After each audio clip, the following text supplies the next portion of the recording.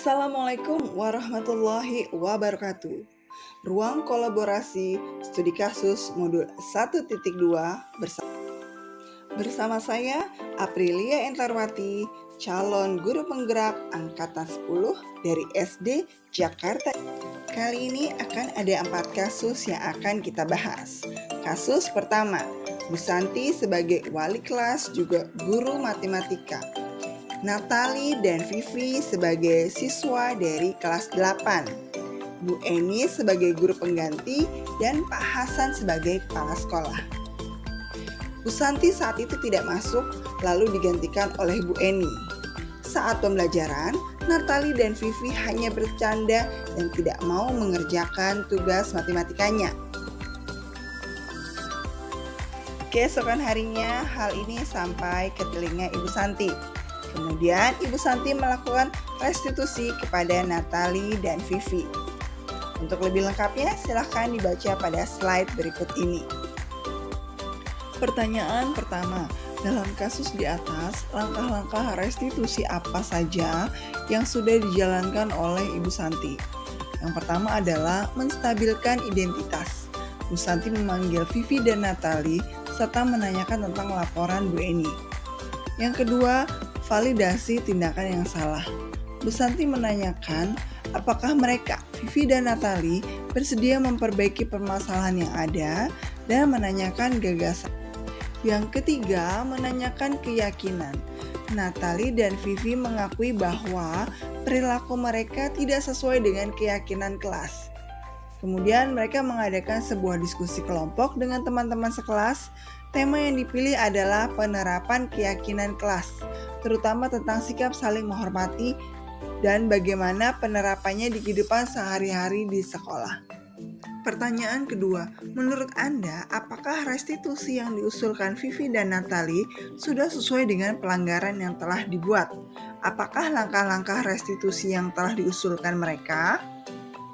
Vivi dan Natali melakukan 2 pelanggaran. Yang pertama adalah tidak hormat pada Bu Eni, melanggar keyakinan kelas tentang sikap saling menghormati. Restitusi Vivi dan Natali, pertama meminta maaf, kemudian diskusi kelompok, kemudian mengirimkan email mengusulkan kepada kepala sekolah agar Ibu Eni sebagai guru pengganti bila lain waktu ada ketiadaan guru. Sudah sesuai. Pelanggaran yang kedua adalah tidak mengerjakan tugas matematika, yaitu melanggar keyakinan mengerjakan tugas yang diberikan. Restitusi dari Vivi dan Natali tidak ada, maka tidak sesuai. Pertanyaan ketiga, dalam kasus di atas, posisi apakah yang telah diambil oleh Ibu Eni dalam menangani Vivi dan Natali? Jelaskan jawaban Anda. Posisi yang diambil Bu Eni adalah sebagai pembuat rasa bersalah. Terlihat Bu Eni berupaya mengontrol murid melalui persuasi, dan terlihat Bu Eni mengingatkan Vivi dan Natali dengan ramah melalui percakapan Bu Eni dengan Vivi dan Natali. Ayolah, tugasnya dikerjakan. Nanti Ibu ditegur kepala sekolah kalau kalian tidak kerjakan tugas. Tolong bantu Ibu ya. Pertanyaan keempat, jika Anda adalah Pak Hasan, bagaimana Anda menyikapi langkah yang ditempuh oleh Bu Santi? Sebagai Pak Hasan, saya akan mendukung dan mengapresiasi sikap Bu Santi. Selain itu, Vivi dan Natali harus meminta maaf secara langsung kepada Bu Eni dan mengerjakan tugas matematikanya, dan meminta Ibu Santi tetap memantau muridnya di dalam kelas. Hasil dari refleksi setelah kami berdiskusi, Bu Santi melupakan restitusi dari pelanggaran Vivi dan Natali mengenai tidak mengerjakan tugas matematika dan meminta maaf secara langsung kepada Bu Eni dan berjanji tidak mengulanginya kembali. Kasus kedua, Pak Lukman, Sabrina berusaha. Pertanyaan pertama, dalam kasus di atas, sikap posisi apakah yang diambil oleh Pak Lukman? Jelaskan, apakah indikatornya? Posisi yang diambil Pak Lukman adalah sebagai penghukum, terbukti dengan tindakan atau ucapan. Pertama, menanyakan keyakinan. Pak Lukman menanyakan Sabrina, apa peraturan sekolah tentang seragam warna sepatu? Kemudian, validasi tindakan yang salah. Sabrina menjawab, sudah mengetahui sepatu harus berwarna hitam, namun terburu-buru dan salah mengenakan sepatu. Kemudian, selain tidak mungkin kembali pulang karena rumahnya jauh sekali, Pak Lukman tetap bersikeras pada peraturan yang berlaku dan mengatakan, "Ya sudah, kamu sudah melanggar peraturan sekolah. Kamu salah, sudah terlambat, salah pula warna sepatunya. Segera buka sepatumu kalau tidak bisa mengenakan warna sepatu sesuai peraturan." Tidak, kamu telah melanggar peraturan sekolah. Kalau tidak sanggup ambil sepatu di rumah atau diantarkan sepatu ke sekolah, ya sudah, kamu tidak bersepatu saja seharian di sekolah. Sekarang copot sepatumu dan silahkan belajar tanpa sepatu seharian. Pertanyaan kedua, bila Pak Lukman mengambil posisi seorang manajer, apa yang akan dikatakannya? Pertanyaan-pertanyaannya seperti apakah yang akan diajukan ke Sabrina? Jelaskan. Bila Pak Lukman mengambil posisi seorang manajer, seyogyanya tindakan atau ucapannya seperti di bawah ini. Sabrina, apakah kamu mengetahui jam berapa sekolah dimulai? Mengenai konsep menanyakan keyakinan. Kemudian, konsep menstabilkan identitas. Kenapa kamu memakai warna sepatu yang bukan seharusnya? Setiap orang pasti mempunyai kesalahan. Kira-kira bagaimana kamu memperbaiki masalah ini? Konsep validasi tindakan. Bagaimana cara kamu mengatasi masalah ini?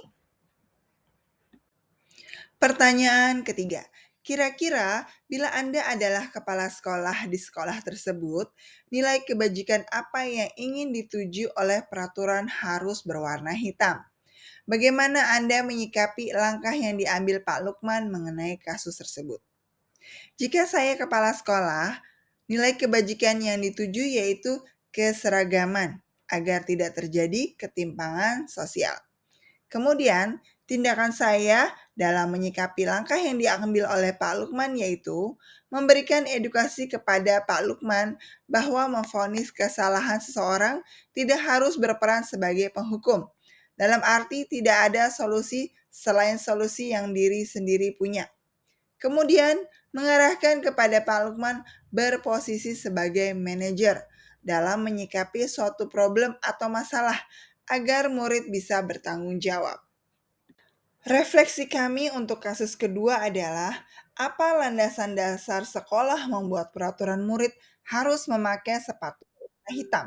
Jika alasannya keseragaman dan menghindari ketimpangan sosial, apakah ada jaminan sepatu berwarna hitam memiliki harga murah dan terjangkau? Maka solusinya adalah menyamakan brand atau merek, tentunya memilih produk dalam negeri. Kemudian beritahukan kepada Pak Lukman dalam menyikapi suatu permasalahan tidak monoton atau kaku, tapi lebih bersikap luas dan fleksibel. Kasus ketiga adalah mengenai Budani dan Fajar. Budani sedang menjelaskan pelajaran bahasa Inggris di kelas, melihat Fajar yang hanya tidur-tiduran di kelas. Dan ketika ditegur, Fajar bermalas-malasan untuk menanggapinya. Pertanyaan pertama, posisi kontrol apa yang diambil oleh Ibu Dani dalam pendekatannya kepada Fajar?